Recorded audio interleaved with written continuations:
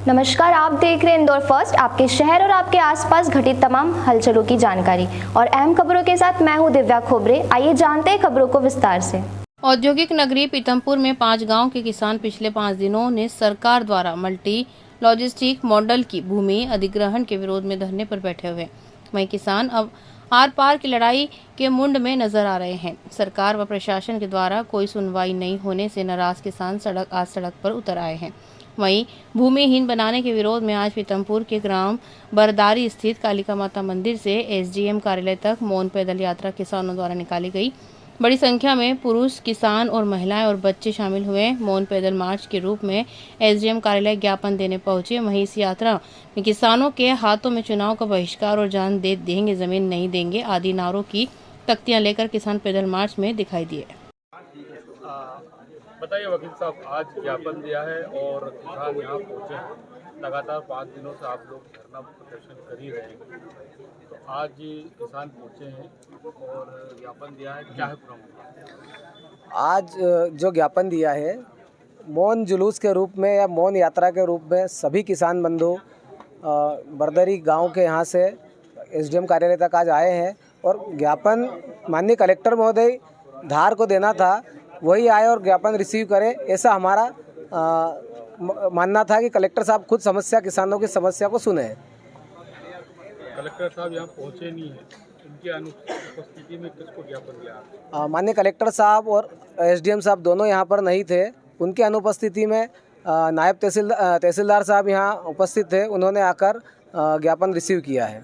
अगर आप लोगों की मांगे नहीं मानी जाती तो अगला स्टेप क्या रहेगा? मेरा तो ऐसा मानना है कि जहाँ तक हो सके, हमने एक पहले ही जब ज्ञापन में एक लाइन लिखी हुई है कि अगर शासन अगर किसानों के हितों की रक्षा करना चाहती है तो किसानों के बीच आकर बात करें, उनसे संवाद करें और जो नया भूमि अधिग्रहण अधिनियम जो बनाया है उसमें सोशल इम्पैक्ट के संबंध में अगर किसानों के क्षेत्र में उसका कुप्रभाव अगर पड़ता है तो ऐसी जमीन अधिग्रहण ही नहीं करना चाहिए। तो मुख्य मांगे क्या क्या है? मुख्य मांग ये है कि अगर यहाँ किसानों की ज़मीन अगर इनको अधिग्रहण करना है तो कम से कम उसका उचित मुआवजा तो प्रदान किया जाना चाहिए कि कोड़ियों के भाव किसानों की ज़मीन ली जा रही है। मात्र जामोदी की ज़मीन 25 लाख रुपए बीघे में ले रहे हैं, जबकि आज के समय में करोड़ों रुपए से ज़्यादा का इस क्षेत्र में भाव है। आपका नाम बताइए। राजेश चौधरी। धन्यवाद। किसान पहुँचे थे और ज्ञापन दिया है, क्या उनकी मांगे हैं? ये अपने पीथमपुर स्थित मल्टी मॉडल लॉजिस्टिक पार्क जो बनाया जा रहा है, इसमें 4 गांवों की भूमि ली गई है, जिसमें खेड़ा, जामोदी, सागौर और अकोलिया शामिल हैं। अवार्ड चूँकि पारित किया जा चुका है, जिससे किसान कहीं संतुष्ट नहीं थे, तो उस संबंध में इनके द्वारा ज्ञापन दिया गया है, जो हमारे द्वारा शासन स्तर तक कलेक्टर महोदय द्वारा भेजा जाएगा और आदेश अनुसार उचित कार्रवाई की जाएगी। उसी संबंध में आज ये लोग यहाँ उपस्थित होकर ज्ञापन दिया गया है। आपका नाम? मैं जयेश प्रताप सिंह, तहसीलदार पीथमपुर।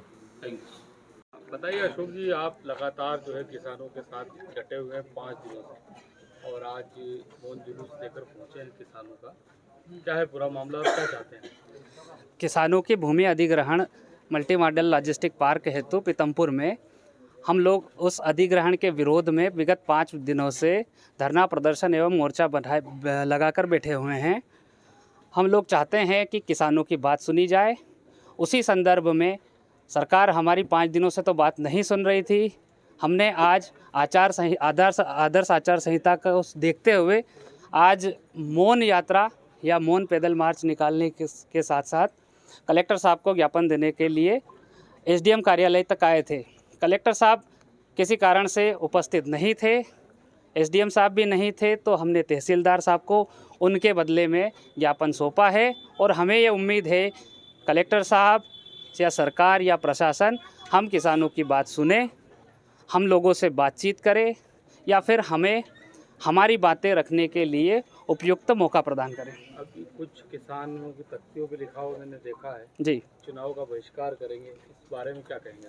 हमारा किसानों का केवल यही कहना है कि देश के विकास में अगर भूमि की ज़रूरत है तो हम उसको देने के लिए तैयार हैं।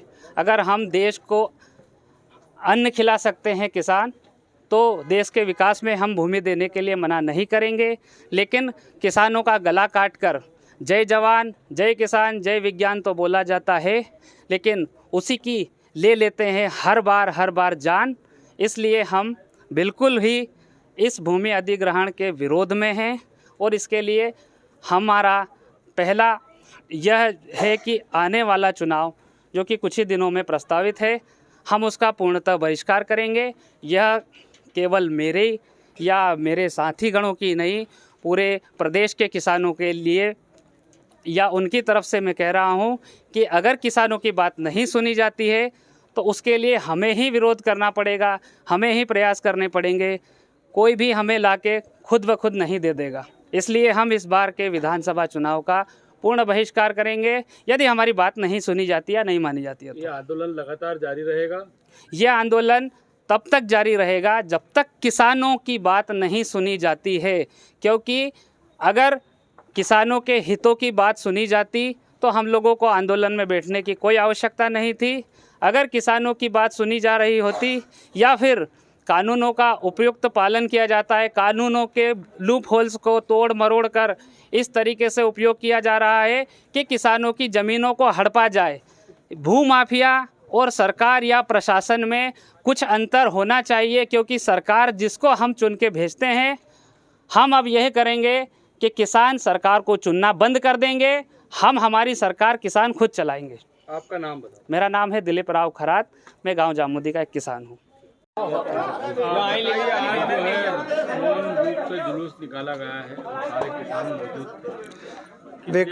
विगत पिछले 5 दिनों से हम धरना प्रदर्शन पे बैठे हुए थे हमारे गांव में, पर शासन की तरफ से किसी ने भी हमसे संपर्क करने की कोशिश नहीं करी। इसके तहत हमको मजबूरी में मौन जुलूस लेके आना पड़ा यहाँ पे, और हमने जो ज्ञापन बनाया था वो हमने कलेक्टर साहब के नाम बनाया था। कलेक्टर साहब को भी 3 दिन पहले सूचना दे दी गई थी, पर उन्होंने हमारा ज्ञापन जो है रिसीव नहीं किया है।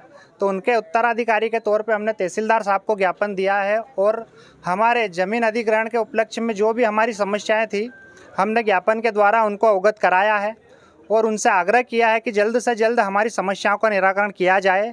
ऐसा नहीं करने पर समस्त किसान और क्षेत्रों के किसानों द्वारा विधानसभा चुनाव का पूर्ण बहिष्कार किया जाएगा।